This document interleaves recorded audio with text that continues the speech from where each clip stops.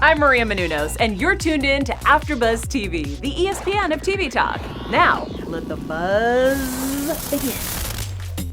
Welcome to this special installment of the SNL After Show here on AfterBuzz TV. I'm Christian Bladt. You can find me on Twitter and Instagram at ChristianDMZ. I'll be sitting in for Steph and Amy this week. Joining me is Alan Zweibel, who is one of the original writers on SNL, or as it was called at the time, NBC Saturday Night. He has a new book, Laugh Lines, My Life Helping People, Laugh Lines, My Life Helping Funny People Be Funnier. Welcome to the show, Alan. I appreciate you taking the time to chat with me today. Oh, and thanks for having me, Christian. It's a pleasure. So there's so much to cover, and for people who know me, they know that I produce and co-host Dennis Miller's podcast, and we had you on there a couple weeks ago. We got some great stories out of you there, some of which I will ask you to repeat here. And I think a great place to start is basically how your career started. You were slicing deli meat by day, but writing jokes by night, and I think who you were writing them for, but most importantly, how much you were getting paid for them. Even at the time you were getting paid is fascinating. Wow. We can spend a whole show on that. When I graduated college, I moved back in with my parents. I thought I wanted to go to law school. The law schools were convinced they didn't want me. They said, no, it's not necessary for you to even think about it. So yeah, I moved back in with my folks. Always wanted to be a comedy writer. You know, back then it was 1972. They had no idea how to do it. There was no internet. There was no YouTube. There wasn't anything that could be either instructional or, it was a vacuum. And I started writing jokes for comedians who worked up in the Catskill Mountains. The Catskill Mountains, prior to the time I got there, was the breeding ground for new comedy, new comedians, people like Red Buttons and Buddy Hackett and Toady Fields and Dean Martin and Jerry Lewis, Alan King. They all started there and went on to have these glorious careers in television in Las Vegas. And so that was also the breeding ground for comedy writers, because when they got their break, they took their writers along with them. By the time I got there, anybody who was going to become a big star had already moved on. I was left with the guys who unfortunately weren't going to make it. Great comics, but they were all the same person. You know, they had a name either Freddie or Morty or Dickie or Lee, and they all looked the same in tuxedos, and their teeth were all the same. They were basically joke tellers, but I started writing for them, and yeah, since you asked, they paid me $7 a joke. That was the going rate at the time. And I did it while I was slicing God knows what at a deli on Hillside Avenue in Queens here in New York. So I would, if something hit me as funny or if they gave me an assignment, I would write it on these little bags. They were called number 2 bags. They were all numbered. The smallest one was the one they used to sell cigarette packs in. So that was it. I would take it, I write it down, I shove it in my shirt, and then I'd go home and I'd type them up or catalog it or whatever. So that's basically how I started at $7. And as my jokes started making the rounds in the Catskills, my price catapulted up to $10 and $12. So I was going nowhere fast. Well, yeah, you want to talk about inflation. I know that when Dennis Miller did Weekend Update, they would take freelance joke submissions. I believe they paid $25. A little bit later, when Norm Macdonald did it, they took $50. When I was an intern, Colin Quinn did Weekend Update, and he paid $100 for a joke. So obviously, between the early 70s and the late 90s, the value of a joke went very high. I only ever sold one, but I did get that $100, and everybody was like, oh, wait, are you going to cash the check? I'm like, of course I'm going to cash the check. I'm still in college. I want $100. I made a Xerox of it and I still have it, but I'm like, what are you going to do? Save the check? Yeah. Well, in fact, in my book, I have, there's a Xerox copy of the check that a comedian named Morty Gunty had given me. It's a $25 check. I can't remember how many jokes I had to write to get that $25, but I had the same thing. Gee, I'm now a professional comedy writer. And gee, do I save this as this? No, I wanted the $25, which by the time you got your 100, they were probably about the same. And yeah, it's a keepsake. Yeah, no, no, absolutely. And one funny thing that I know from the book, but also you mentioned this when you talked to Dennis, was that I guess there was a routine you wrote in the early 70s that a comic was still doing, what, 30 years Oh, later? my wife Robin and I, when we were living in LA, we moved out there after I co-created its Garry Shandling show, and I stayed up there and did a few movies, and we were we were fine and we were well. And a show called Catskills on Broadway came to town. And what that did was it had Freddie Roman, another comedian named Dick Capri, another comedian named Mal Z. Lawrence, and they always had one woman, and it was like somebody like Marilyn Michaels, who was not only very funny, but she was an impersonator and she sang. And it was a fun show where they would basically do their acts on stage, their Catskill acts. It was called Catskills on Broadway. And when we were in LA, we went to see it. And during the course of one of the comedian's routines, I started whispering. Now, this is 2000, I want to say 3, okay? During one of the comedian's routines, I started whispering the punchlines to my wife, and she said, "How did you know that?" I said, "I wrote that 30 years ago." I said, "He's still doing those jokes." And afterwards, when we went backstage, one of those comedians said, "You have any notes for me?" And I said to that particular comedian, I said, "No, I'm thrilled that you're still doing my jokes." I said, "But now that you ask, the joke about the Secretary of State, you may want to take out Henry Kissinger's name and put in Madeleine Albright." And he's looking at me like I'm talking like a different language. So I continued and I said, "Well, because unless you do that joke in the past tense, it will sound more current if you do the person who's the Secretary of State right now." And he goes, "Let me think about it." Think about it? What do you mean think about it? What's there to think about? And months later, I walked into a restaurant and that comedian was there, and I saw him across the table. He saw me across the room, I should say. And he stood up. He said, "Alan, Madeleine Albright."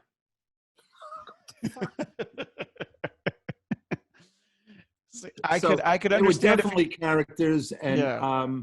I don't know who replaces those guys. I have a real fond affection for that brand of comedy, where it is in the the sociology, if you will, of American humor. It was a natural progression from vaudeville to the stage. And then when we came along, we were the sons and daughters of those guys and started going to places here in New York like the Improvisation and Catch a Rising Star, and LA had the Comedy Store and also had the Improvisation. And it was our turn, but I always had a fondness and a respect, what came before us. It's just the history of comedy in a way. Yeah, and sort of transitioning to the stand-up scene in New York, reading the book, I know that as you're starting out, you have probably one of the best partners in crime, if you will, to accompany you on your drives into Oh New God, York yeah. from Long Island. Someone who has a connection to Saturday Night Live, sort of a complicated one, but he does end up being a cast member in the 10th season. So talk a little bit about how you knew Billy Crystal and what the two of you would do in terms of, going from Long Island Sure. into Manhattan to do stand-up. It's a pleasure to talk about this because it started, let's say, 1974. So if this is 2020, do the math, it's 46 years, right? What I did was I got tired of writing for those Catskill guys. And I took all the jokes they wouldn't buy from me because they thought it was too hip for their audiences. And so I made it into a stand-up act for myself. And I went to the places in New York that I just mentioned, like Catch a Rising Star or the Improvisation. And my plan was to go on stage, tell the jokes with the hopes that a manager or an agent or somebody would like the material.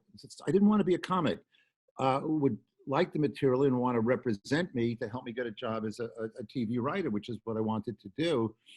And the first week that I'm hanging out there, I meet this other guy who's just starting out. His name is Billy Crystal. Billy had been a member of a trio, and he had just broken away from them, and he was now starting to do a single act. And we became friends right away. I said I moved in with my parents. It was on Woodmere, Long Island. He lived with his wife and their first daughter, Jenny, about 4 or 5 towns over in Long Beach, Long Island. He had a little blue Volkswagen that he would pick me up in every night. We'd go in, we'd tell our jokes, and on the way back, we would listen to the cassettes of each other and, you know, offer suggestions. You know, this joke worked, this one didn't. What if you said this way or that way? And that's how he and I started, you know, and as friends, helping each other. And when SNL came along, I got to be a writer on it, one of the original writers. Billy ended up hosting a show later that season. I think it was show 17, one that Ron Nesson, no, he was a guest on it. Excuse me, he didn't host it. He was a guest on it. And then Billy moved to LA, and the friendship endured, but you know, there was no internet, so we were 3,000 miles apart. When I moved back out there though, I co-created It's Garry Shandling show. Billy and I, let's say, jump-started our friendship. A few years later, and this was the most wonderful coincidence, Rob Reiner, who had hosted the third Saturday Night Live ever, had created a production company, a studio actually, called Castle Rock. And Rob had been a guest on It's Garry Shandling show, and we maintained our friendship. And he asked me to come to Castle Rock with a television deal after I got done with It's Garry Shandling show. I eventually did sign a contract with them, and I was sharing a suite of 3 offices. I was in one, Billy Crystal was in another, and Larry David was in the third. I had met Larry back in those days as well. And we used to sit around going, what are the odds of this, you know? The relationship with Billy continued. We had never worked together. We stayed friends. He was Uncle Billy to my children, his wife Janice and my wife Robin, good pals. And then one day, Billy asked me if I'd like to help him collaborate with him on a one-man Broadway show he was planning on doing called 700 Sundays, which was about his family. The title comes from the fact that his dad used to have 2-3 jobs, worked 6 days a week, and Sunday was their day. They would go to ball games, they go to the beach, whatever. And Billy's dad died suddenly when Billy was 15, so he calculated that he had roughly 700 Sundays with his dad. I said yes right away, and we collaborated on it, and it became very successful. But even more so emotionally, it was a high point for me because here was my pal trusting me with his family, trusting me to put words in those characters who I never met in their mouths. You know, yes, I never met him, but he's a Jew from Long Island. I'm a Jew from Long Island. It's not like I was writing for Martians. I knew who they were, okay? Sure. But that was a great high. And then most recently, Billy and I co-wrote a movie called Here Today, which we finished shooting last November. So we got it in before this pandemic closed everything down. And it stars him and Tiffany Haddish, and it's edited.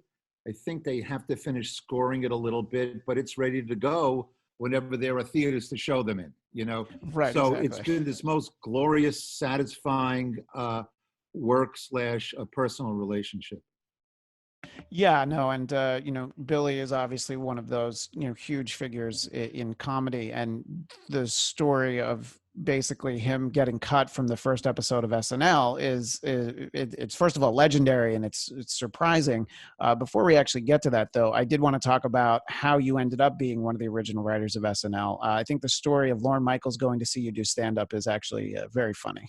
Well, he didn't come to see me. He happened upon the place. And it was in the wee hours, and I went straight into the toilet. I couldn't get these 6 drunks from Des Moines to laugh at the foibles of my Jewish family in Long Island. They just didn't care. And I was about 4 months into this experiment, and I went to the bar, and this guy who ended up being Lorne came up next to me, and told me what he thought about my abilities as a stand-up, and trust me, they were less than stellar. Okay, I think he pretty much used the expression "worst comic I've ever seen," but he liked the material and asked to see more. And I had a manager, a Borscht Belt manager named Dave Jonas, who was one of the prototypes that Woody Allen used for the character Broadway Danny Rose. He was that kind of guy. And there was an agent at William Morris named Leon Memley. They submitted me to Lorne for an interview for this, to become a writer on this new show. And I showed up at Lorne's suite. He was staying at a hotel in New York, and I handed him a tome of, I guess it was like 1,100 of what I thought were my best jokes. And he liked them. He read one joke in front of me. And then, ultimately he kept the tome because he could read them all, I guess, and had to show it to the NBC brass. But a few days later, I got the phone call. And I believe that joke, the one joke he read, ended up on the first Weekend Update, right? Oh, yeah, it did. It was, to show you how long ago it was, from the reference points, I'd written a joke saying that the post office was about to issue a stamp commemorating prostitution in the United States. A 10-cent stamp. If you want to lick it, it's a quarter. And it struck a nerve. But here's the interesting thing. Not only was it on the first Weekend Update, it was an often quoted joke, often stolen joke by comics and whatever. But when I go and I do speaking engagements, okay, and I speak, at fundraisers or corporate events, but when I go to colleges and I tell my story and I tell that joke to 18 and 19-year-old kids, they just look at me and go, why would you want to lick a stamp? It's got all the glue on the back. All we got to do is peel it and put it on. So it's like a sticker. It's antiquated. So the cost of the stamp and also the format of the stamp. Yeah, it's everything. This is such an old joke. I love that. Yeah, and I love the idea that you turned in 1,100 jokes, but he only read one. Well, it was in front of me, and it turned his head when he started. It was, but I've since heard, and others have told me that Lorne had said that that was the joke that it didn't take much for Lorne. Lorne is real smart, and I think he'll look at something and just determine from the sensibility or the ingenuity of writing even the smallest thing and go, okay, I like this mind. No, I don't like this mind. I'm under the impression, and I would have to ask my friend Al Franken, that he and his then partner Tom Davis were doing stand-up in New York, in LA, and I don't know if Lorne ever saw them. I can't remember what it was, but they used to do a routine about a newscast the day after World War III. Okay. And I remember Lorne saying that the minute he heard, I guess it was Tom Davis giving the weather. It was either the weather or the sports, but the item was Bobby Orr fries in Boston. This went okay. So, you know what I mean? It didn't take a hell of a lot to go, all right, I like the way this person thinks. Yeah. So you end up working on that, the beginning of SNL, but I do love this sort of little footnote in your book of the job you turned down to take SNL, which obviously to a lot of people at that moment, it probably seemed like a sure thing, like, oh, I should take this job. It was the people who I had told it to at the time, except for my parents. Everybody else thought I was insane. As luck would have it, and I'm living at home and I'm slicing meat and I'm trying to get a foothold. The same week, literally, that I got the phone call about Saturday Night Live, I got another phone call telling me that I was offered a job to write the questions and bluff answers for Paul Lynde on the Hollywood Squares. And as it happened, You know, right now it sounds like such a ridiculous to put those two things in the same sentence. And why would that, what's the problem? Why would you even give it a second thought? But at the time, the Hollywood Squares was going into like its 9th season. It was an established hit. It was on the West Coast where the whole industry is. It was prime time, which meant a huge audience and a higher pay scale. And all of the, you know, stars that were in the boxes all had their own variety show. They all had their own Las Vegas acts. And this would be an entree into the business. Whereas the Saturday Night Live thing, 11:30 to 1 on Saturday night, who's watching television? You know, it's only people who can't get laid. They're watching television, you know. And East Coast late night, which was a ridiculously low pay scale. Who's John Belushi? Who's Gilda? What is this? Okay. And I had a dilemma for about a second and a half. And I went, no, this is everything I've always wanted. These are my peers. Yeah. We have the same sense of humor. Even if it doesn't work, this is what I want to do. And so I chose that, you know, and who knew that 45 years later, that same show would be on the air. I mean, it's just an amazing accomplishment. It's an American institution. Yeah. And boy, you know, when we went to the 40th anniversary show, which is now 5 years ago, and more recently, Robin and I, we went to a show, the last live show they did before the pandemic hit, right. Okay, before they stopped, Daniel Craig was hosting it. And even then, I'm just looking around, remembering everything, you know, very nostalgic. I met my wife on that show, and but going into that studio, whether it was for the 40th or that other show we went to a few weeks ago, just the memories that you're hit with, that I'm hit with. You know, I still see Belushi swinging a samurai sword and Gilda walking around with a can of Tab, and, you know, some of the writers who have since passed, you know, Tom Davis and Herb Sargent, Michael O'Donoghue, and, you know, and most recently when we went to that last show, my friend Buck Henry, you know, so it's filled with a treasure trove, if you will, of most wonderful memories, you know.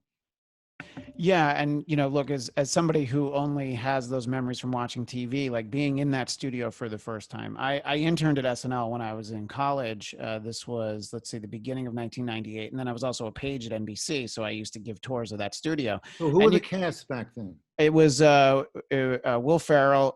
Norm Macdonald had just been fired off Weekend Update, but he was still on the show. So Colin Quinn had taken over. That was the first show I did, was Colin's first. So I kind of got in good with him. He knew my name because I submitted jokes. And, you know, you're talking about your 1,100 jokes. I would turn in like 45 jokes every week.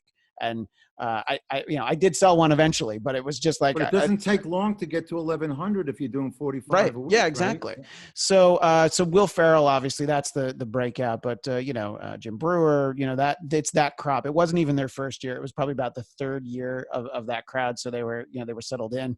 The story that breaks that first week, I mean, Monica Lewinsky's the big story that week, you know, so it's can't even imagine. It's a pretty ripe period. You know, there were shows that were on vacation at that point. Shows like The Daily Show, which was hosted by Craig Kilborn at the point. There were shows that all came back from vacation because they're like, wait, we can't let this go. Yeah.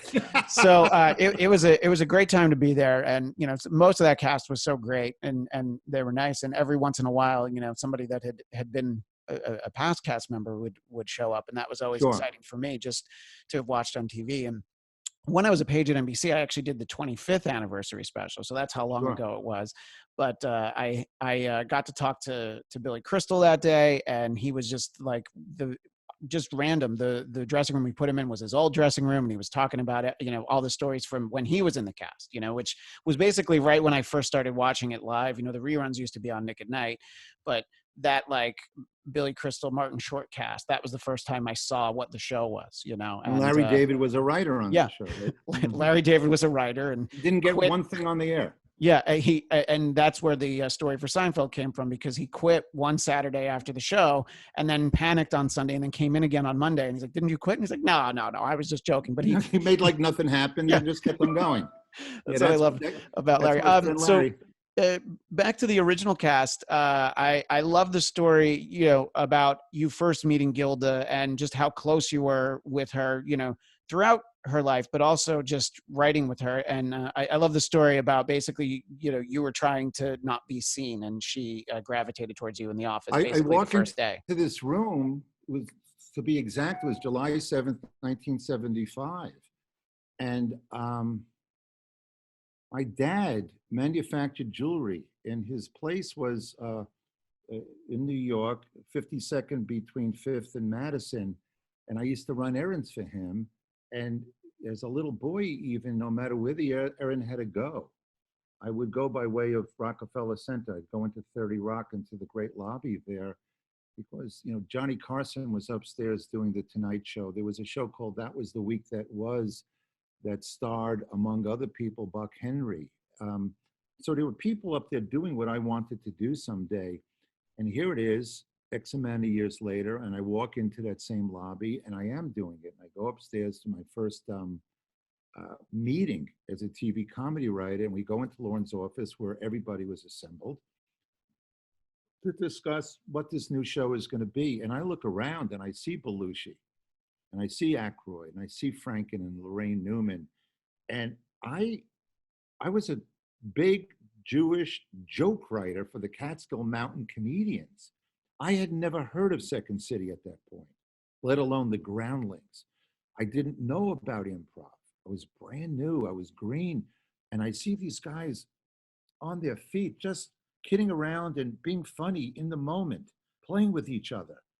And I'm going, oh God, there's no way I can compete with these people. And I got scared. And there was an artificial plant in the corner of the office. Or maybe it wasn't artificial, but I went behind it and I hid. And the meeting starts, and then I heard a girl's voice at one point say, "Can you help me be a parakeet?" And I went, what the hell? And I parted the leaves and I looked at it, and it was Gilda. And she told me about this idea she had where she thought it would be funny if she stood on a perch and scrunched up her face and spoke like a parakeet, needed a writer to help her figure out what the parakeet should say.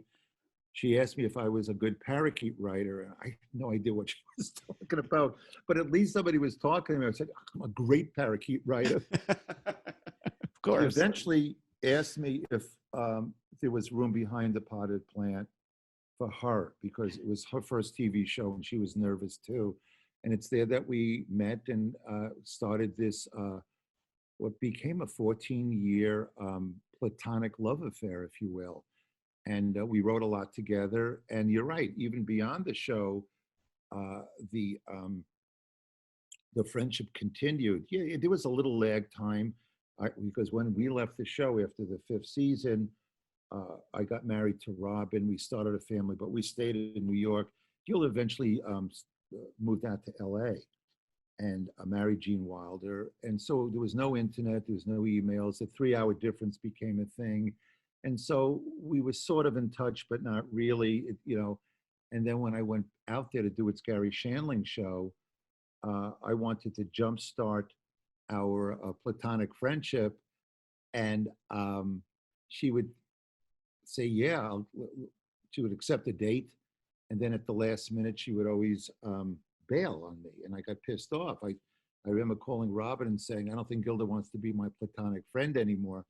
And, and I've always thought that, even at the beginning, platonic friendships, it's usually one person in the friendship who doesn't want it to be platonic. Sure. All right, if these are the rules, I'll live with them now, but one day you'll see the glory that's sitting in front of you. And she told me, ultimately, after Robin had spoken to her, Robin told me to call her, and Gilda said that she was sick, and she had Epstein-Barr virus, and she said, my mind wants to do what it's always wanted to do, but my body just won't let me. And she asked me when I would be coming back out to LA, and we had just shot the Shandling pilot.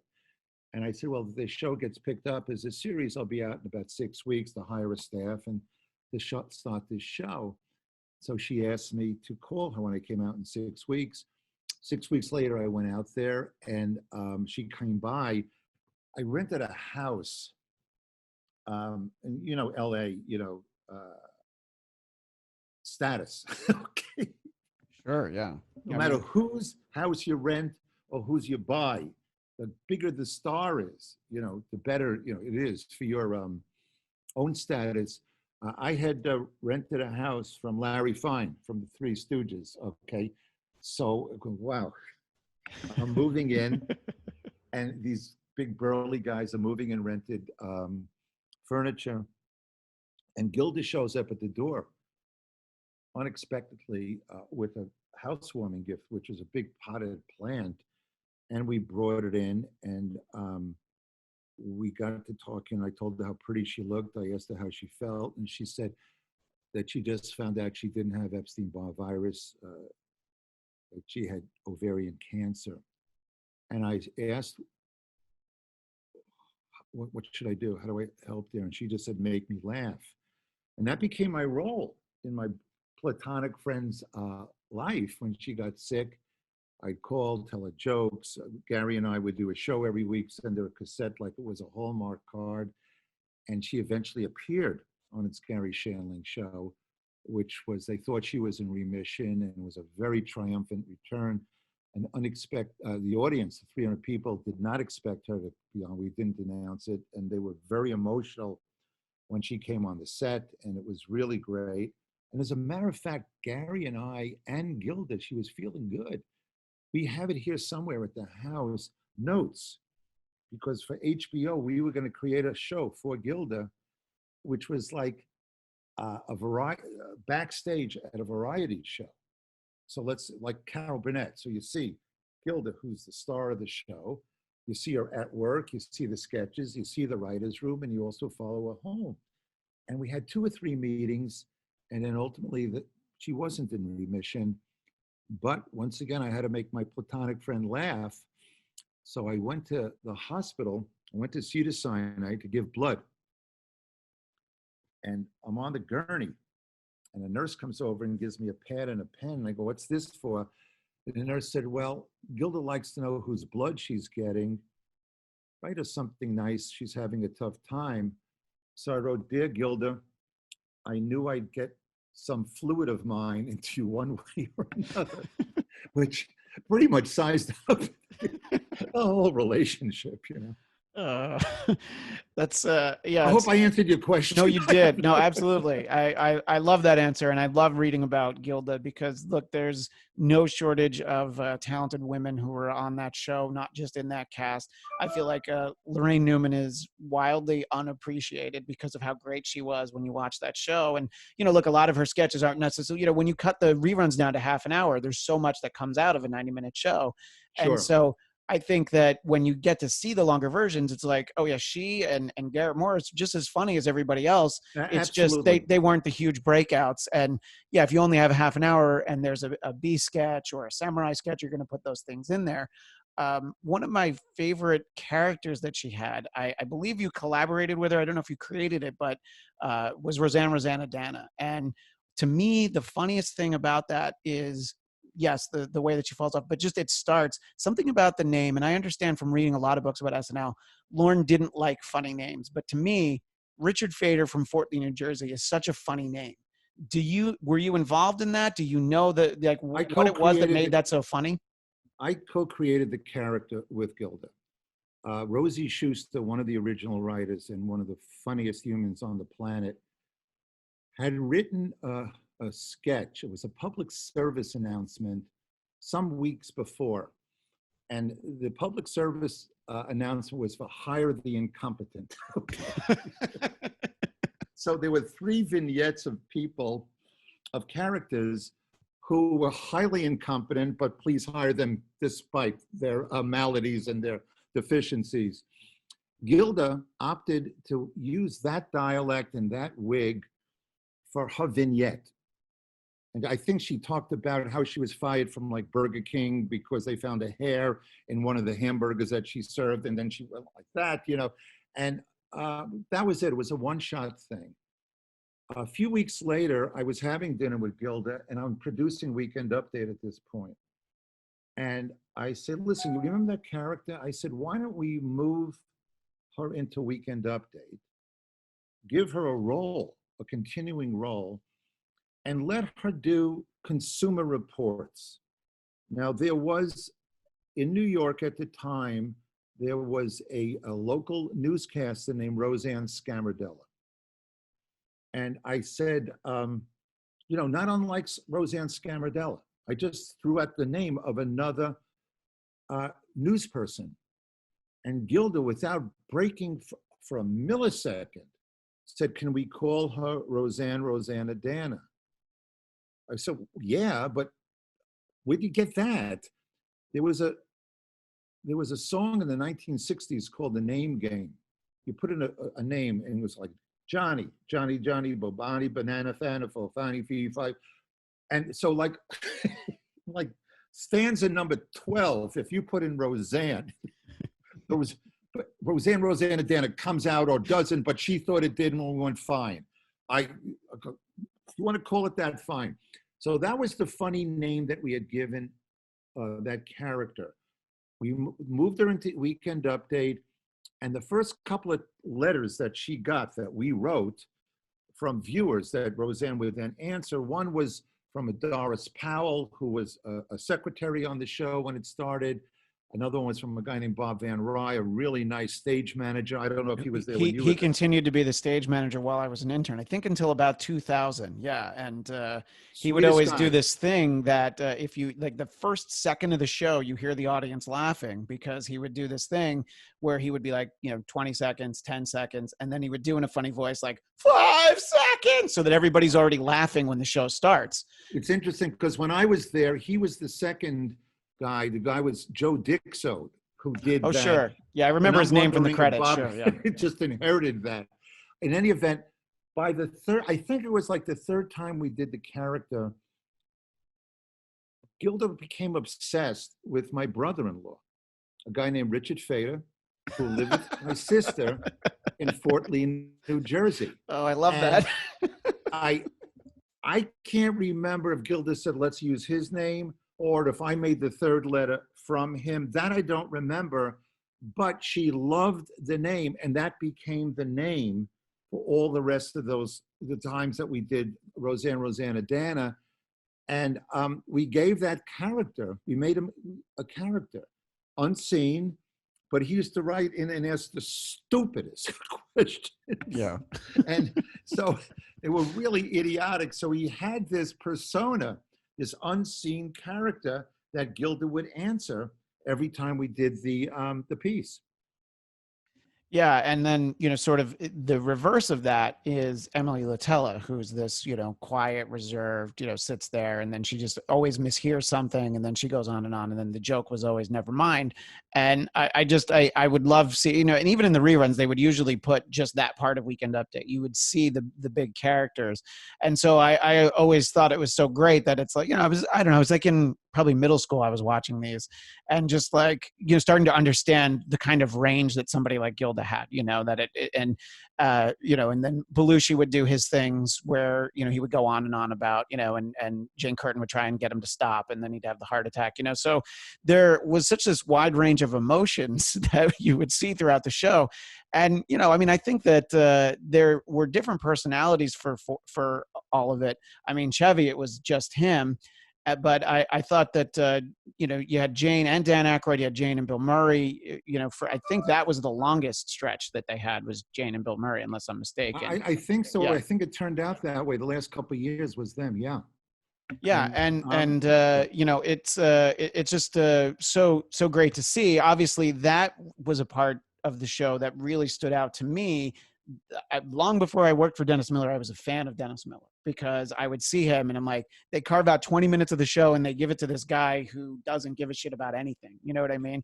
And then you go back and you're like, okay, yeah, Chevy was kind of the same way, just, you know, with a sort of a different standard. And I think that it was so smart to have the fake newscast right there in the show. And was Weekend Update something that they always knew, like, we will definitely have a fake newscast, or did that sort of evolve over time? Well, you know something, I can't remember the exact genesis of it. I do remember that Lorne named it Weekend Update. I do remember I might have been just walking by Lorne and Chevy, and maybe O'Donoghue was in that conversation. Walking by, I heard them talking about doing the news. I mean, it was a live show. It seemed like it was a live topical show. Okay, so it's one thing to do a movie parody of Jaws or whatever is in the theaters at the time, but here you are at the end of a week.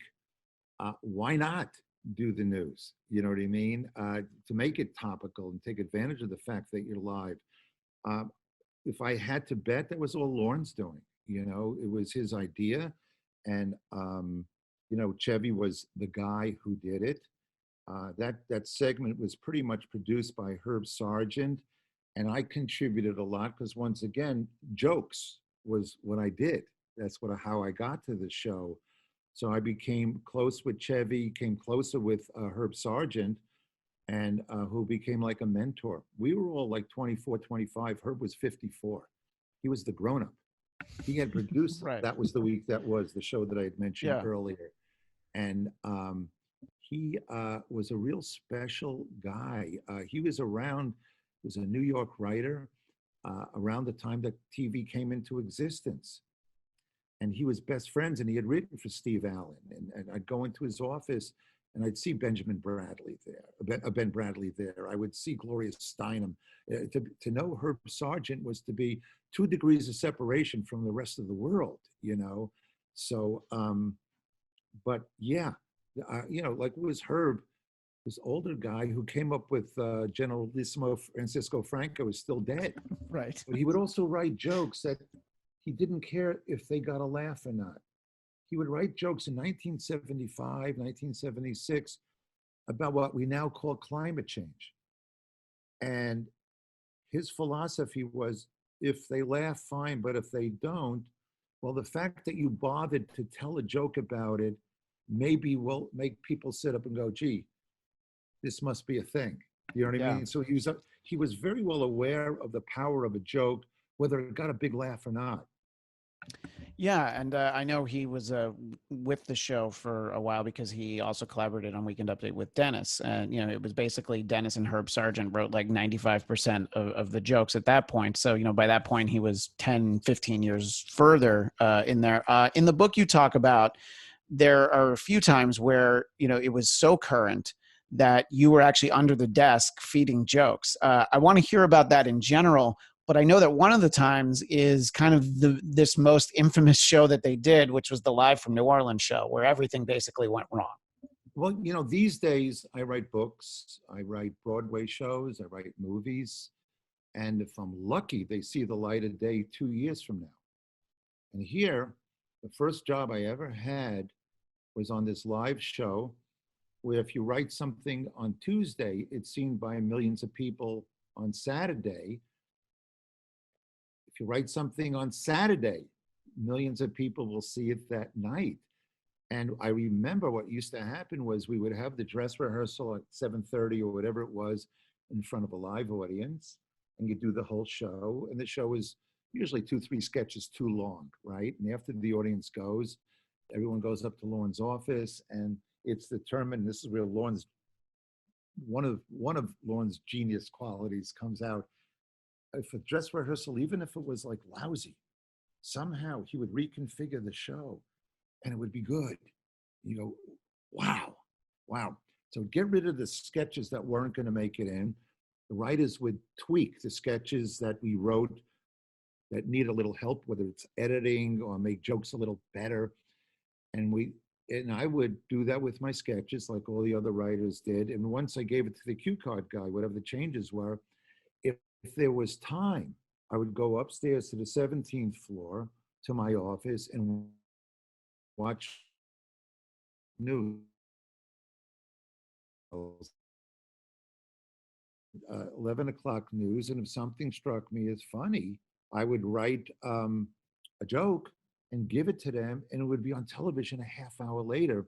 The show you're talking about, the infamous Mardi Gras show, we went down to New Orleans during the Mardi Gras, and Buck Henry and Jane Curtin are on a reviewing stand, and the Bacchus parade is supposed to come by the reviewing stand. That's why it was situated there. And we're on this, Herb Sargent and Buck Henry and Jane and I are on the reviewing stand, and we had a schedule as to what float would be coming by at what time, and we wrote jokes about these floats. We go on the air live, unbeknownst to us, where's the parade? There's no parade. We start writing jokes about what they would have seen, okay, had that float come behind us.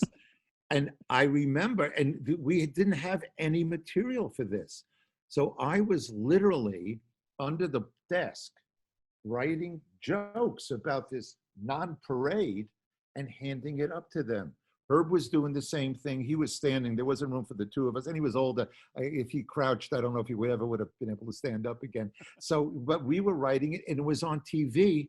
A minute later, it was, that show was somewhat disastrous for a few reasons, but the thrill, the adrenaline rush of writing something, you had to do it right now because the light's going to come on them in 30 seconds. They have nothing to say. So that was really the epitome for me of live television and how stirring it could be, you know? Oh yeah, no, I mean, I imagine the whole thing of being on a show that was actually live, where, you know, I mean, at a time where you didn't do much live television anymore. I mean, you know, I'm sure that it had been years since the Tonight Show had been live. You know, I feel like, you know, especially once Johnny moved out to California. So, you know, you were basically kind of that, for comedy anyway, it was really the only live thing. And yet the idea that something's getting on, you know, even the same week is crazy. But yeah, 30 seconds, you know, the ink is still wet and it's being said on the show. That's so great. Absolutely. Yeah. And I think that's one of the things that a lot of people will say watching the show, even some of the great early shows, they'll talk about, you know, like, oh, you know, this host is so bad because you can tell that they're reading the cue cards. But my understanding, and I assume it was even in those days, they didn't want you to learn the scripts because you had to read the cue cards because the jokes would change. Sometimes, you know, the cue card writers writing it, you know, during the commercial break, changing a couple of the jokes. So that's why you have to read the cue cards. So, you know, the idea of the show being so immediate is kind of, I don't know, probably one of the most exciting things about it. And it's fascinating that you can still watch shows from 45 years ago and you're like, all right, sure. You know, Jimmy Carter has a mustache for some reason, but we don't need to worry about that. But Jimmy Carter had a mustache. Tom Snyder had a mustache. Whoever Dan did had a mustache. I love that. Time, you know, and you forgive it because there was something greater going on. And what we were just saying about the live TV, whether it was in the years that I was there or you do it now, I watch the show every week. It's still a high wire act. Yeah. It's if something works, great. If it doesn't, well, it's out there. You can't edit, you can't delete, and it's something that's inherently exciting. Yeah, and I think that, they started doing something out here on the West Coast about a year and a half ago where it airs live at 8:30 our time now. Sure. And I've got two small kids, so I was never watching it at 11:30. I would record it and maybe watch it during the week.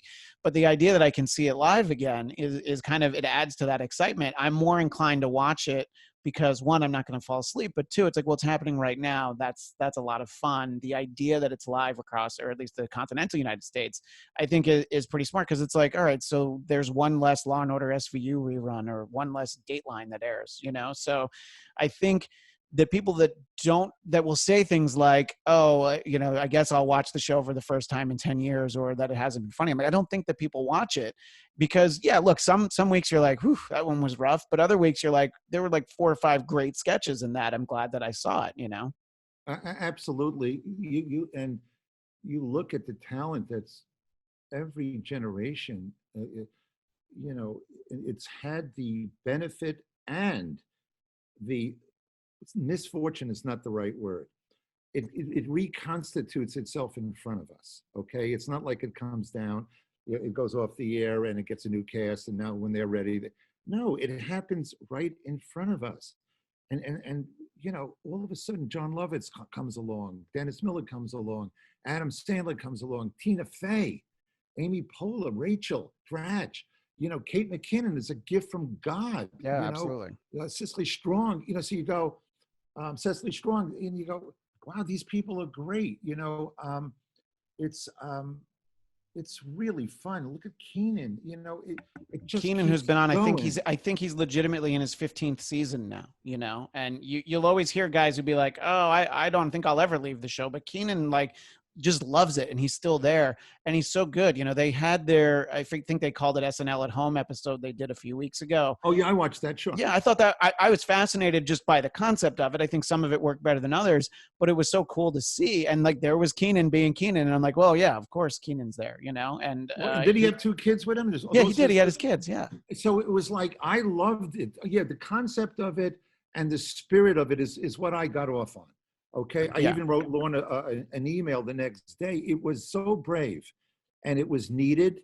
And the fact that you saw Pete Davidson, the basement that he lives in, and Keenan's his mom's house, I know. Yeah, absolutely. And everybody, it's wow. I just thought it was great. It was and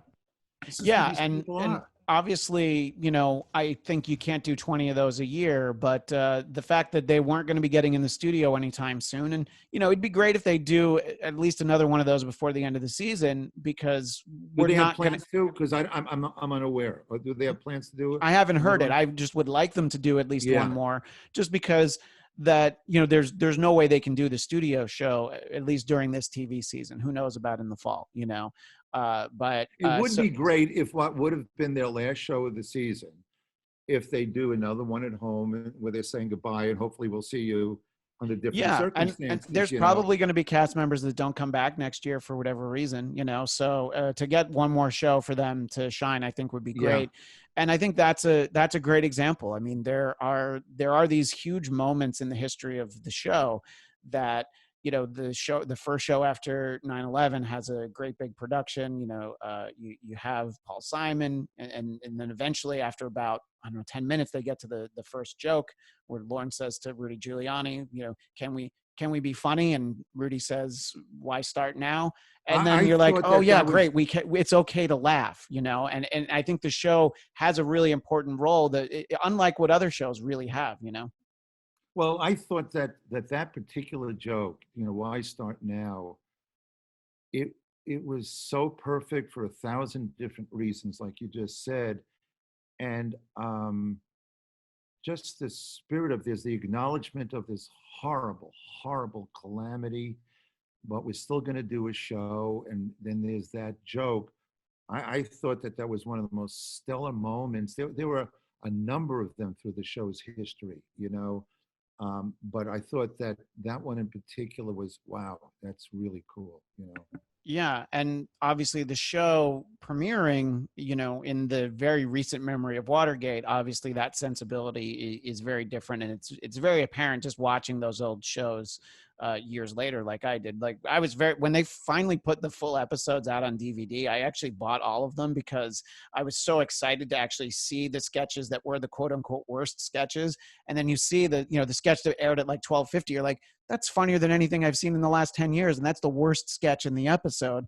And, just all the bands that were on, to see the full shows, I think from any point in the history, it's such a great, it's really a great time capsule of here's everything that was going on in those moments.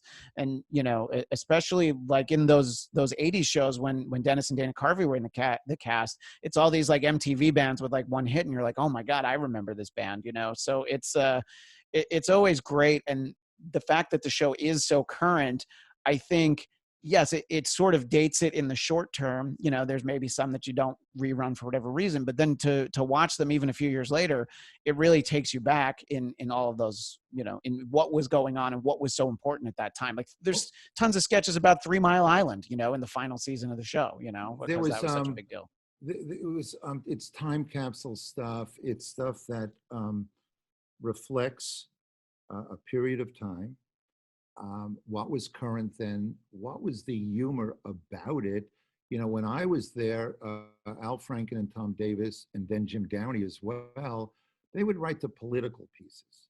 So the ones that you're talking about, whether it was, you know, Blind Faith or The Last Days of Nixon, or you just mentioned Three Mile Island. There was something called the Pepsi Syndrome, I remember, that Franken wrote with his partner.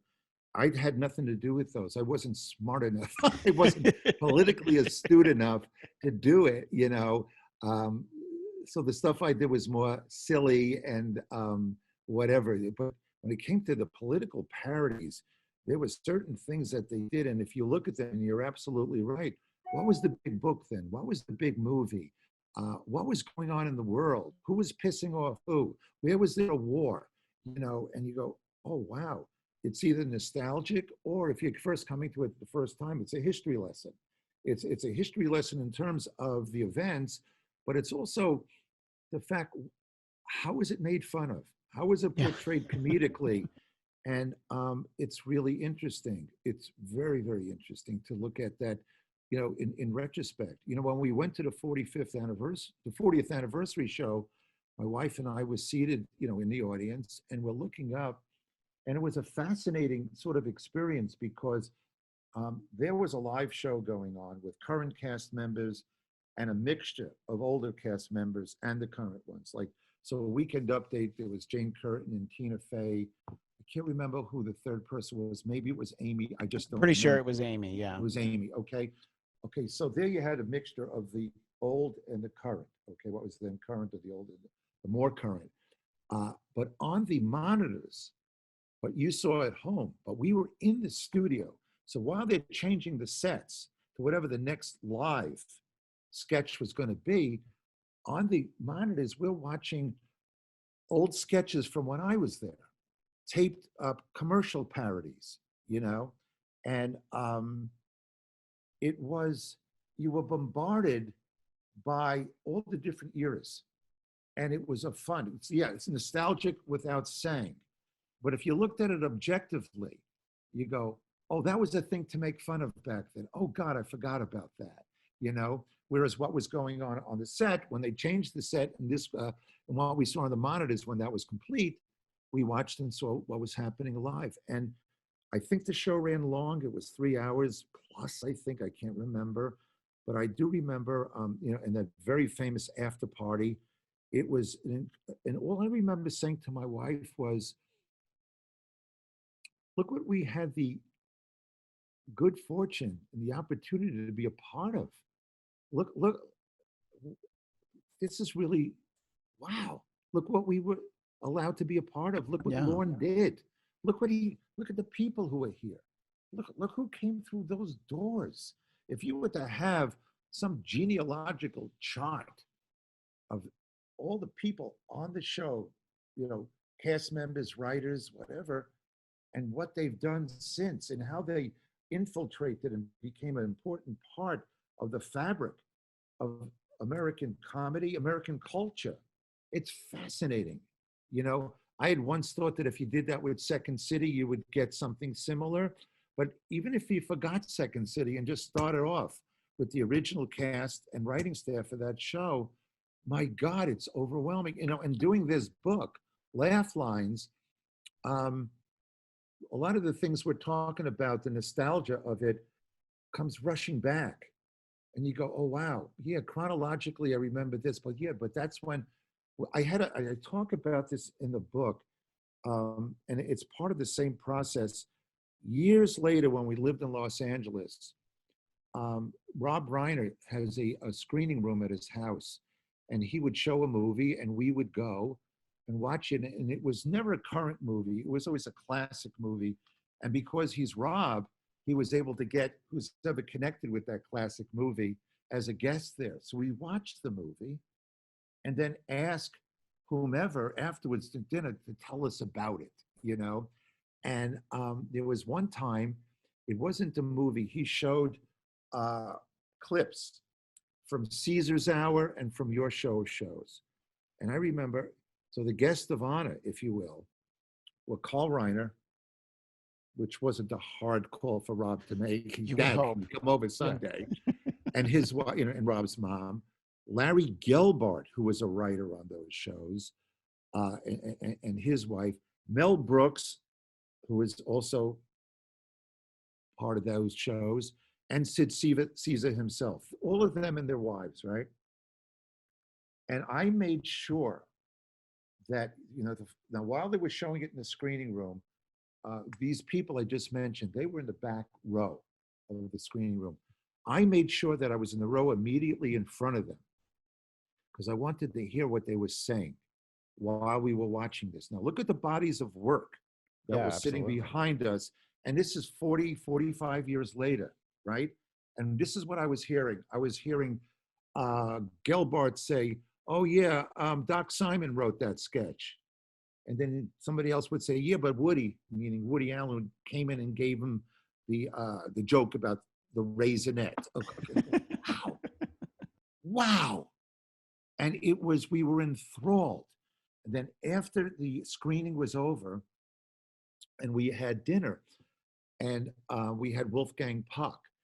And because Rob is Rob, Wolfgang Puck was actually there preparing dinner for us. Of course. So I don't say Wolfgang Puck like as a figure of speech. Yeah. It was the literal actual. Wolfgang Puck. He was making dinner. And at the kids' table, if you will, with my wife Robin and myself, Tom Hanks and his wife Rita Wilson, Billy Crystal and his wife Janice, Larry David and his then wife Lori, and I think Lovitz came by himself, but I'm not sure. Okay. Well, if Lovitz was there, he was by himself, I'm sure. Yeah, absolutely. I don't think. And we were seated, and it was a master class. We were all asking questions, what it was like back then. We had heard this story. Did Sid, did you really pull somebody through the window of a car and say, this is how it felt for you to be born? I mean, did this happen? Did that happen? And I remember afterwards, at this particular time, it shows you how long ago it was, Carl Reiner had asked Hanks, because Forrest Gump had come out fairly recently before that. And he said, Tom, how did they do it that feather came down and landed? And Tom just says, no, I'll tell you another time. This is about you guys. It was just, we were like this, Yeah, and it's that I'm sure is what it's like for people to go to those SNL anniversary shows. I mean, for me, I referenced that I worked the 25th anniversary, and I was lucky enough to go to the party up in what was still called the Rainbow Room, or I don't know if it's changed its name or not. But anyway, I worked at the party upstairs, and asking to sit at my table because she just wanted to rest her feet was Mary Gross, who I think a lot of people might not remember, but she was on the cast with Eddie Murphy. She's probably best known for playing Alfalfa in the Buckwheat sketches. Sure. And she was so sweet, and she was like, you could just see how much she was just like, I can't believe that this was, I was a part of any of this. And, Victoria Jackson, who was on with Dennis, she was like so nervous about being on TV again. She told me she felt like she was going to throw up beforehand, Sure. So you see that there are those people that you don't necessarily forget about, but maybe you don't think about them as often because they're not Eddie Murphy. They're not John Belushi. They're not Will Ferrell. And there's so many of those people that it's like they have such a great role in those sketches, and their stories are just as great. So just, getting to talk one-on-one with Mary Gross, I was legitimately more excited about that than a lot of the other things, because it's like I'm getting this one-on-one time with somebody who Sure. I probably even, for her, I probably had, 20 questions I could have asked her. But it's great to see that the show has that role and that importance. And look, I could talk to you for another hour, but there's a couple more things that I'll get to, and I'll let you go.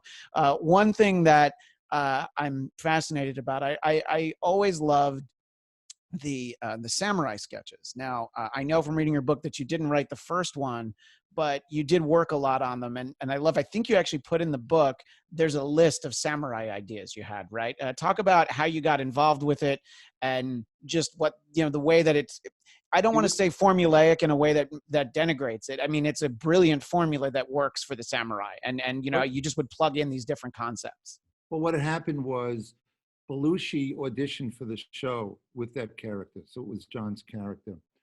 And the first samurai sketch was written by Tom Schiller. And it was Samurai Hotel, and it was Richard Pryor's show, which was the seventh show. And it was really funny, and it worked great. And for the 11th show, Buck Henry hosted, who was my idol. And I remember Lauren saying to me, "You worked at a delicatessen before you came here, right?" I went, "Yeah." He said, "Do you think you can write Samurai Deli?" And I said, "You bet." Then he walked away and I go, "What is this?" I wrote Samurai Deli, and it was a big hit. And then I wrote all the rest as well, okay? The 9 or 10 that came afterwards. That list that you saw in the book was not my list. That was Tom Schiller's list suggesting other samurai sketches. I didn't use one of them. And it had nothing to do with Tom. As a matter of fact, I don't remember that list until when I called Tom, to fact check certain things for this book. I called all the writers. I called anybody who was in the book. I said, "Look, memories differ, perceptions differ. Tell me if there's anything in here that you don't agree with or is not true and that I should change." And when I did that with Tom, he said to me, "Do you want a list of the samurais that I," meaning him, wanted to do, but you never did? So I said yes. So he sent me that list, and I swear to you, Christian, as sure as I'm sitting here, I never saw that list before. He could have done it like during that phone call I made. Yeah. I don't remember it, but I put it in the book in deference to Tom, okay? I wouldn't have been able to think of that series. Yeah, I wrote the deli one, and then Samurai Taylor, and it built, like you said, the formula of it. Yeah, there was a formula to it. You had an unsuspecting person walk into an establishment, never acknowledging the fact that there was a samurai warrior behind the deli right. making a sandwich or measuring you for a suit. Okay, that never came into play. It was just accepted. Okay, and then it built. I think I go into the book in the book. This was the early days of. Well, it wasn't the early days of television, but there was no cable. There was no Fox. It was ABC, NBC, CBS. And that was television. So we had to expand the boundaries a little bit, use a certain amount of cunning. And I remember that with the samurai, we started putting in different moves, and that became part of the signature of it. And there was one week where I wanted Buck to say something. I can't remember which samurai it was, okay? And then I wrote in the piece, John takes he takes the sword and goes like this, in and out of the sheath, as if to say, bullshit, okay? Right, sure. And the censor, there was a meeting. Now, Lorne was the ultimate person. You went to him if you had a problem. But otherwise, until then, you try to take care of it yourself. And I remember a meeting. It was the censor. It was a really nice guy named Jay Otley. So you can't do that. And you go, "Well, why not?" Because it's a jerk-off motion. Right. You can't do that. And I had put in 3, hoping I can get 2. He said, "You can have 1." It still got the laugh. Because Buck said whatever, and John went, "Okay," so it still worked. Yeah. So it sounds so tame in retrospect, given how expansive TV is. Forget about streaming. There was no cable then. HBO didn't have original comedy programming. It wasn't until we did It's Garry Shandling show, that Showtime. I think that they had one show before us called Brothers or something like that. But Shandling and I, when we created It's Garry Shandling show, it was virgin territory, to create a show that would be on for a cable audience, because they were looking for filler. Yeah, movies were one thing, okay, yeah, but this was original. And so what I found when I was researching the book and remembering and then trying to verify everything that I remembered, it was, there's a history lesson there. You talk about the history of what was on the air, talk about the history of seeing old sketches, which were topical at the time. What I try to do with everything here, whether it was SNL or Shandling Show or Curb Your Enthusiasm or this the play that I co-wrote with Billy Crystal called 700 Sundays, to see how things evolved to what we knew them to be. And in SNL and in Shandling in particular, because it was more widely seen, you know, because it was on television, how things got to where they were. You know, what were the behind the scenes discussions or struggles? And it's pretty interesting stuff. It was just like that night we spent with Carl Reiner and Mel Brooks, Larry Gilbart, and Sid Caesar. I remember as we were leaving that evening, we asked Sid Caesar,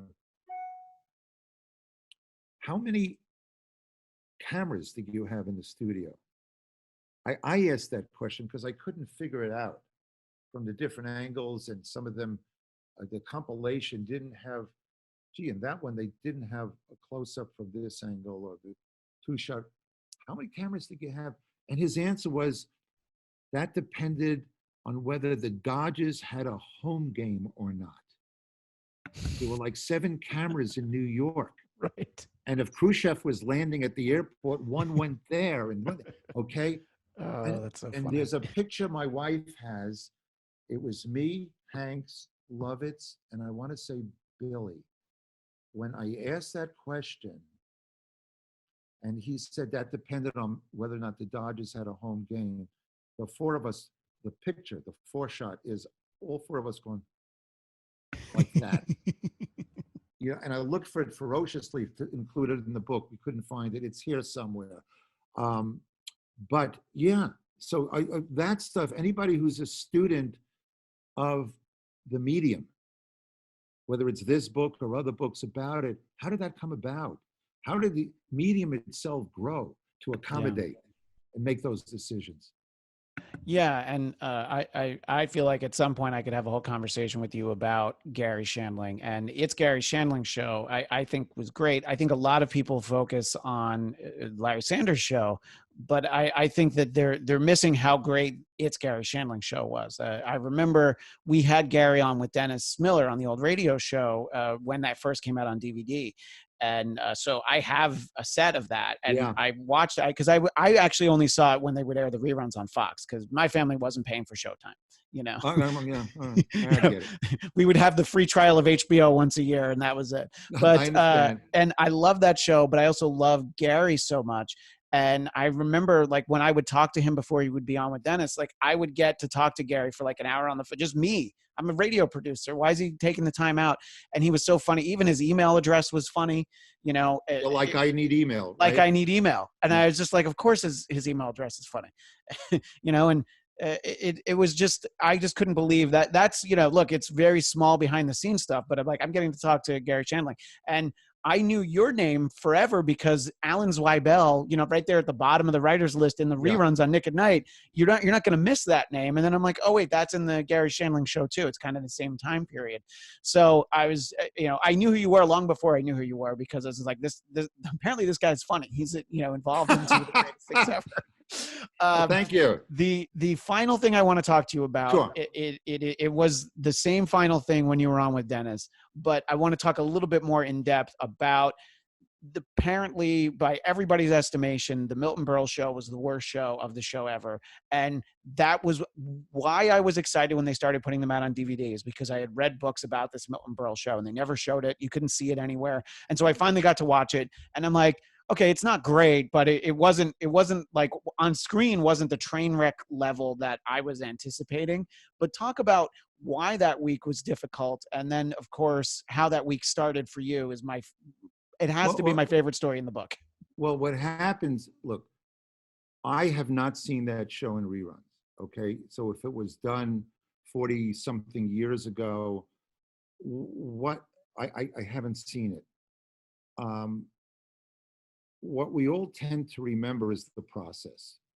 So I have done a lot of things that was successful, but my memory of the process is not that great. It was too hard, or it was fighting, and okay. And then there were things that foul tips, if you will, but my memory of it is the process. Oh, that's when I became friends with so-and-so. Oh, that's when we went to Hawaii to do the thing. So you remember the time spent. So what I think, and I can't speak for anybody other than myself, okay? So I can't speak for how bad that show was to watch, but it was a train wreck in terms of process. On paper, it was sort of a poetry, okay? Milton Berle was the king of television. He had the Texaco Hour for that network at television's infancy. Now it's the next generation, and it's, it's Garry Shandling show. Saturday Night Live is similar. It's the next generation. And so there was the old, there was the new, the same. I don't know if he did it in that studio. I don't think he did, but there was a poetry about that, the older and the current. But what came along with the older and the current was Milton, bigger than life sketch comic. He broke character. So if you had a sketch and he was supposed to play someone's dad, he would ad-lib a joke and look at the audience to get a laugh. And you go, no, you're supposed to be the dad. Yeah. You're supposed to be speaking to the mom about the kid. You're not supposed to be. Now, I don't mean that necessarily per se, because I can't remember most of the sketches in the book. There were a couple of accounts that Rosie Schuster and Ann Beats give about sketches that they wrote that Milton totally screwed up by breaking character and doing it was subversive in a way. What I do remember, I remember two things, and I'll end with the anecdote that you're craving. The audience doesn't even know what they're in store. They don't even know what's coming in about 2 minutes. What I remember process-wise was we were camera blocking Milton's monologue. And he's on stage, and camera blocking is just rehearsal in front of camera to see what the angles are and whatever. And you usually do the monologue. You always do, I suspect they still do. You do that on Thursday because there's no sets required. They're all being built for, so you do those sketches the next day, and it's in one. And so Milton comes out, and he's got his monologue in his head. And so he's rehearsing, and the camera's right there on him like that. And then at one point, and I'm standing nearby, at one point, he says to Dave Wilson, who is the director who's in the booth, okay? He goes, Dave, when I get up to this word, okay, here we go again, the raisinette, I would love to have a sound effect of a crowbar falling from a rafter above, landing on the floor and sort of like, reverberating until it comes to a stop. Dave says, why? And Milton says, because at that point, I am going to ad lib. Oh, NBC must have dropped another one. Well, listen to that sentence. At that point, I am going to ad lib. It was antithetical to everything. You had the greatest improv people in the world on this show. And here's a guy planting something that he would ad lib. Later in the same camera blocking, he got to a point where he says, once again to Dave Wilson, I am going to, when I mentioned that I'm approaching or just turned 70, I can't remember what it was, he said, please only shoot me from the waist up. And Dave Wilson goes, why? Okay. And Milton says, because below frame, I'm going to go like this. So the audience at home doesn't see it, but it will prompt a standing ovation. Yeah, he's signaling with his fingers to actually. Signaling with his fingers, yeah. Another ad lib. This would be, he's signaling the spontaneous, standing ovation because this idiot just turned 70 or was about to turn 70. So that was, you take that, plus the fact that he walked around, he would call, some of the PAs, toots, Yeah. And all these highly sexist things, Yeah, but from his generation, so it was it was icky. What had happened, and this is what you're salivating for. Before I got the job on SNL, in addition to writing for all those Catskill guys, one of the things I wrote for was when they appeared at the roasts, Friars Club roasts, and they were stag. This was before women were admitted into the Friars Club. These were stag luncheons with 1,200, 1,700, whatever it was, people at a ballroom at the Hilton Hotel, and they would roast somebody. Milton was usually the roast master. That meant he was the MC. And when you did jokes about anybody, you went after whatever their stereotype was. So for Milton, there were two stereotypes. One was that he stole everybody else's jokes, so you'd write jokes about that. And Milton fed into that. Whenever anybody, the comics who would get up that would tell a joke, and they'd have it on index cards. After they told the joke, they would throw it on the floor, and Milton would get up and he would sweep up all the index cards. Okay. But the other thing that they used to make fun of and joke about was the size of Milton's dick. Okay. And I had to write a number of those jokes. It were like, so big that after his circumcision, they used the foreskin to cover the infield at Yankee Stadium. I wrote a bunch of those fucking jokes. Okay. So now I had worked out with Gilda. She was rehearsing somebody else's sketch. I told her that I would be in Milton's dressing room. She should come get me so we can go write whatever together. I go to Milton's dressing room and I'm sitting on a couch and there's a coffee table in front of the couch. He's on the other side. I'm sitting on the couch. Here's a coffee table and he's standing on the other side of the coffee table wearing a bathrobe, one of those short ones that go maybe mid-thigh. And I say to him, just as an icebreaker, it's not like I was coming on to him. It had nothing to do, just as an icebreaker. I'm like, at this point, I'm like 29 and he's 70. I'm looking for common ground. And I say something along the lines, I says, Milton, it's so weird that I'm meeting you now. I said, because for years I wrote jokes about your dick. And now I'm meeting you. I said, if anything, it's usually the other way around. Because everybody used to do jokes. And he, I remember, I can't remember if it was Dick Shawn. It might have been the comedian Dick Shawn. Don't hold me to it. But, one time Dick Shawn went into the steam room or the sauna at the Friars Club here in New York and saw Milton sitting there naked. And when he saw Milton's penis, Dick said, at first I thought he was there with his son. Okay. So big this fucking. So I just mentioned it. He says, oh, so you've never seen it. And then he says, would you like to? And I am somewhere between the N and the O in no. Okay. Where he unparts this bathrobe he's wearing, and he takes out this anaconda, okay? And he's holding it across the coffee table, and he goes, it's something, isn't it? And I say, oh yeah, it's really something.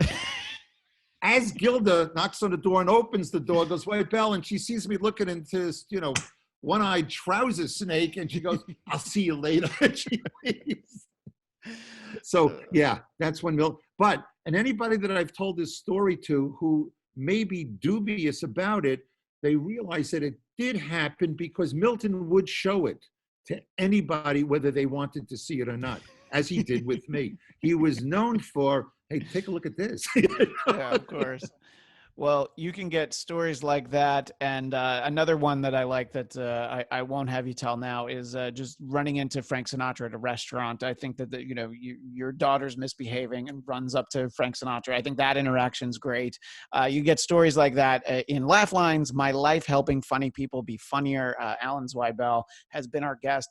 And as the end of the interview, I want to ask a final extra question, basically, in that the end of the fifth season in mid 1980. Did everybody know that was the end for all of them? Because the show does come back, but with a very rocky new cast, and it doesn't last very long. And there's a lot of that's well written about. Did anybody think like, oh, maybe we'll come back in the fall, or did everybody know, no, this is the end? That last show, I believe, hosted by Buck Henry, when the on-air light goes out, did everybody know that night, like, yeah, we're all done now? Well, something, for the last couple of seasons, towards the end of each one of those seasons, there were always rumors, is this the last season? What's Lorne's situation? Is Lorne coming back? Da, da, da, da. But this fifth season, for some reason, and I'm trying to remember, we were more fearful that we wouldn't be coming back. And some of us shared the same manager, Bernie Brillstein, that Lorne did. I did, Gilda did, John and Danny, who had left the show by then, they were managed by Bernie. So we had a little bit of, and when Bernie would tell me or Gilda, well, we don't know yet. And, and he didn't want to betray Lorne, so I didn't know what it was. But there was a little bit of paranoia, I remember, about it. Gee, is this the time that we're not going to come back? So when that on-air light went off and it was televised, I remember personally going, my stomach dropping. Oh, Jesus. Is it true? Is this, are we not coming back? And then a couple of days later, I don't remember the exact time frame, Bernie called me and said, listen, Lorne's not coming back. And then none of us came back. And so in answer to your question, we had our ear to the ground going, gee, is it going to happen? Is it not going to happen? Meaning the end. And shortly afterwards found out that he was leaving, so we all left. Yeah, and that's sort of the testament to who Lorne is about the face of television. Apart from those 5 years, the first with Gene Domanian and the rest are Dick Ebersol. Like, he did, what is it? It's 45 years now, so he's done 40 of those 45 years, and he's really shaped that show. And you think, sure, you can talk about standouts like Eddie Murphy and Joe Piscopo and those other casts when he wasn't there, but just the people that he's involved in. What is that? Trillions of dollars of box office revenue and TV ratings. It's unbelievable. Yeah. It's unbelievable. Up in Jamestown, New York, they built the National Comedy Center. And if you go there, which I recommend to anybody who's a fan of comedy, it's not a Hall of Fame. It's a comedy museum, if you will. Yeah, so you'll see memorabilia like Harpo Marx's trench coat and all of George Carlin's handwritten notes and things.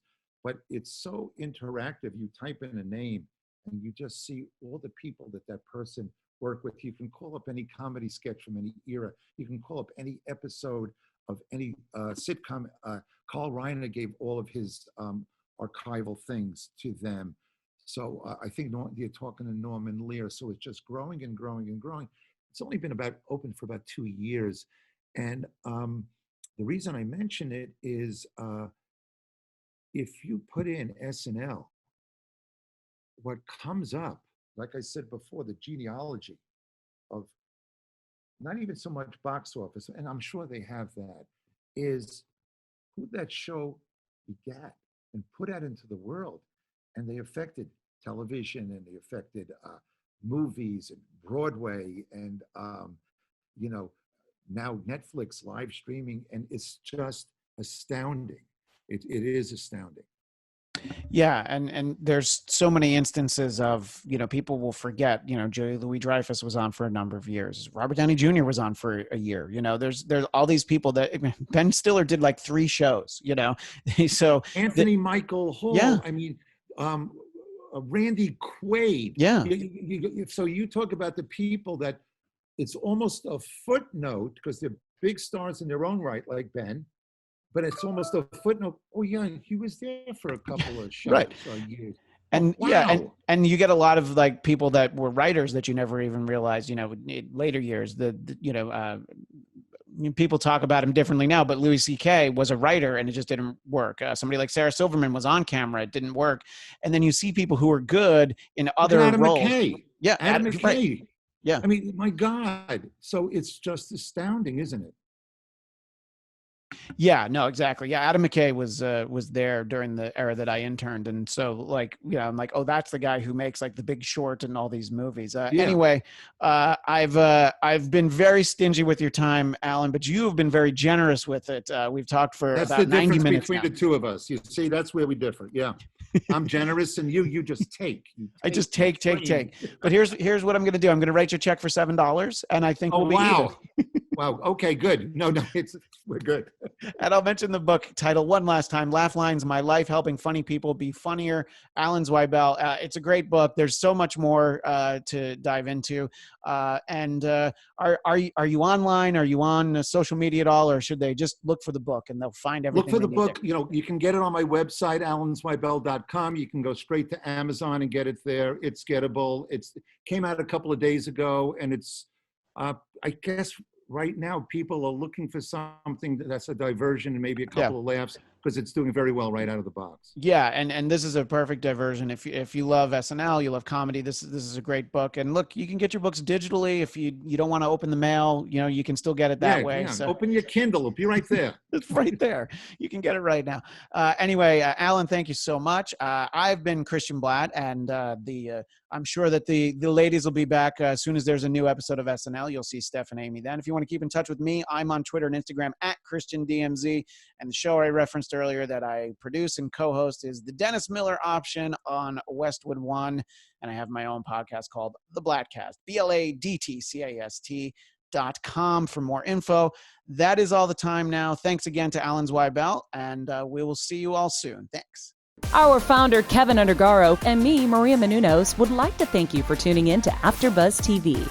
Remember, we're not just the first, we're the biggest in the world, and we're the only destination for all your favorite TV shows. Whatever you crave, we've got it. So go to AfterBuzzTV.com and check out our lineup. Buzz you later. The views expressed herein are those of the hosts only and do not necessarily reflect the views of AfterBuzz TV or its owners or principals.